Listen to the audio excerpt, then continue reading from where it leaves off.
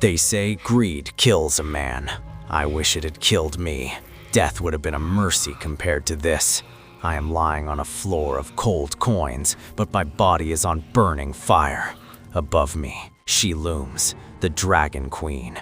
Her scales are the color of a dying sun, crimson and gold. Her eyes are vertical slits of ancient rage. She holds a chalice in her claw.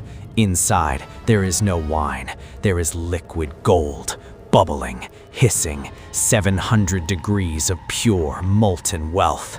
You wanted my treasure, thief, she whispers. Her voice sounds like tectonic plates grinding together.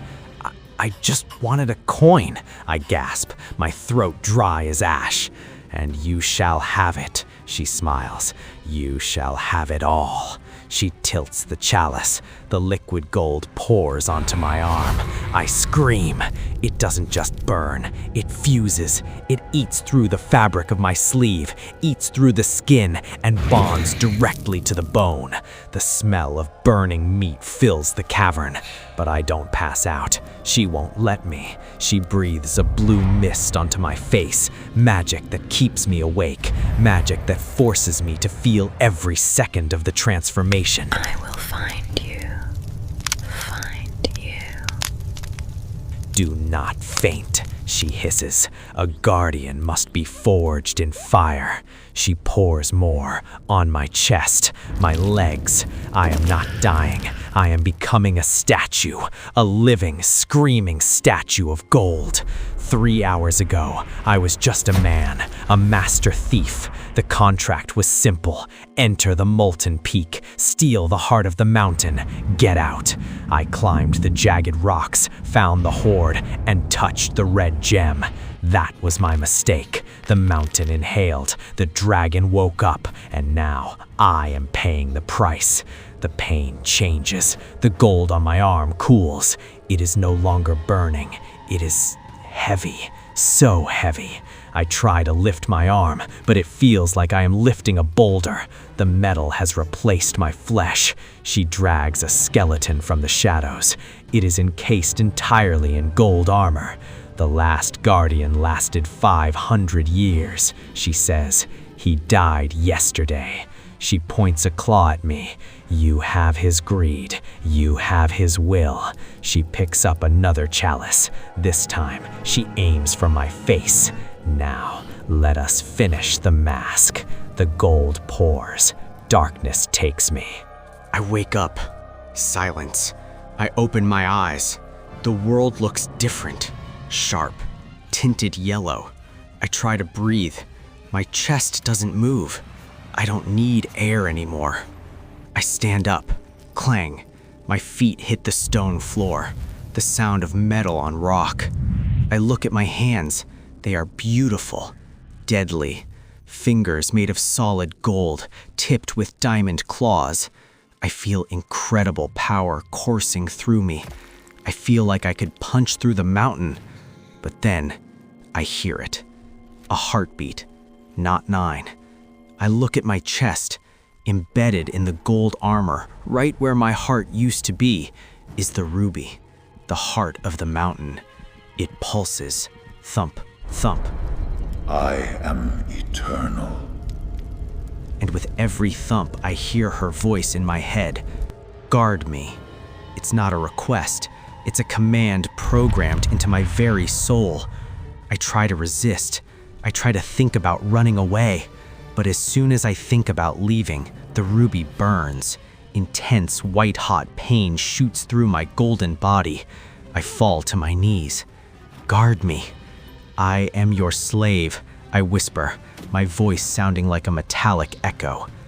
The Dragon Queen steps out from the shadows. She looks weaker now. Her scales are gray. She has poured her magic into me. No, she says softly. You are not a slave. You are my armor. Suddenly, a horn blasts from outside the mountain. Loud, clear, a war horn. The queen looks at the entrance in fear.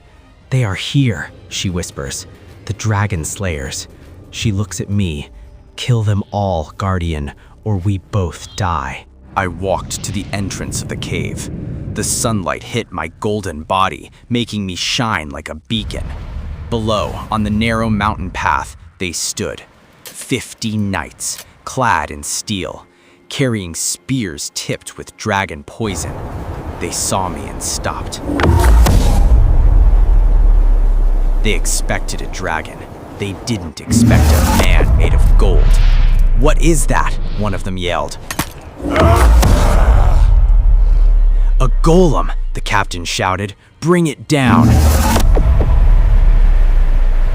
A hail of arrows flew at me. I raised my hand to protect my face. I expected pain. Ping, ping, ping. The arrows shattered against my skin. They didn't even scratch the gold. I laughed. It was a cold, mechanical sound. I jumped. I landed in the middle of them. The impact shook the mountain path. A knight swung his sword at my neck. The blade hit my golden throat and snapped in half. I grabbed him by the head. The heat inside me flared. The gold on my hands began to glow red hot. He screamed as his helmet began to melt. I threw him aside. "Monster!" they cried. I wasn't a thief anymore. I was a tank. I moved through them unstoppable.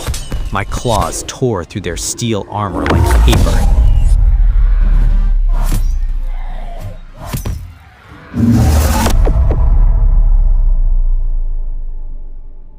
I didn't feel pity.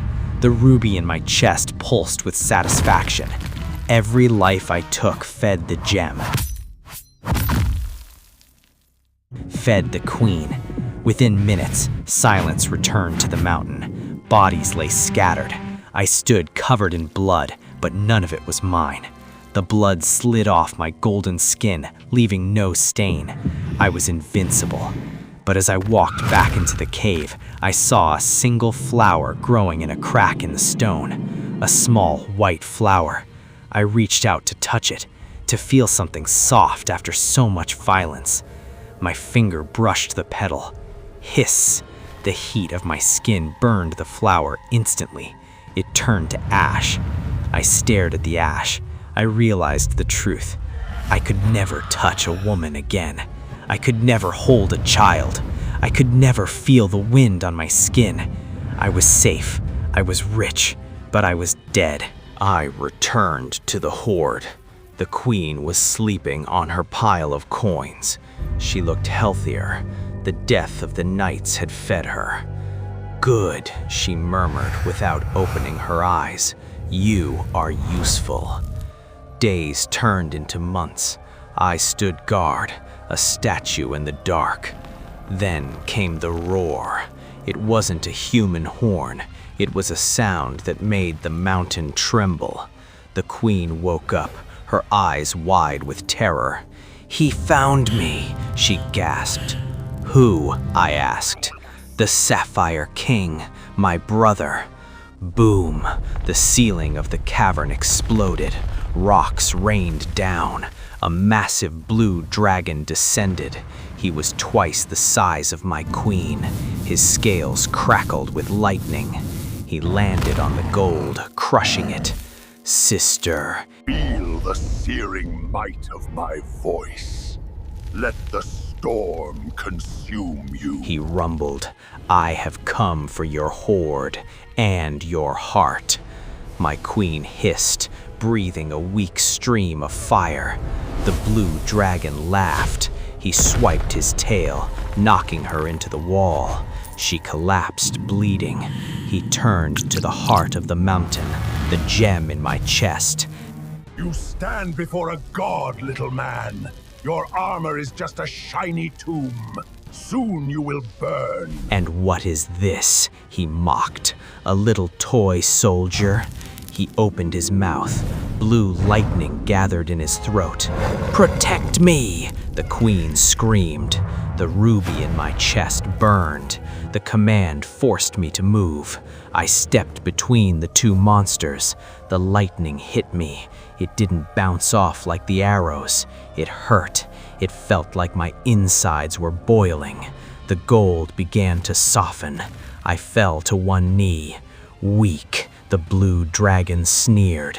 He raised a massive claw to crush me, but he made a mistake. He touched me. When his claw hit my shoulder, I didn't break.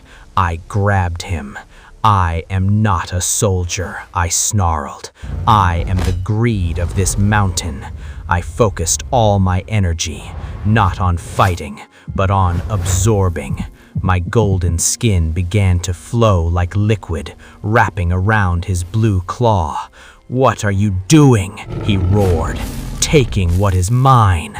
The gold spread. It covered his arm. It ate his scales.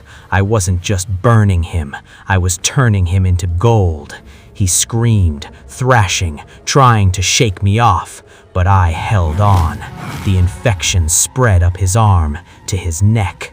His roar turned into a choked gurgle.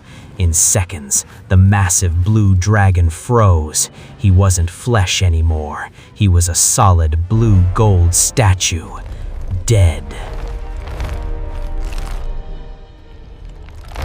I stood there, panting.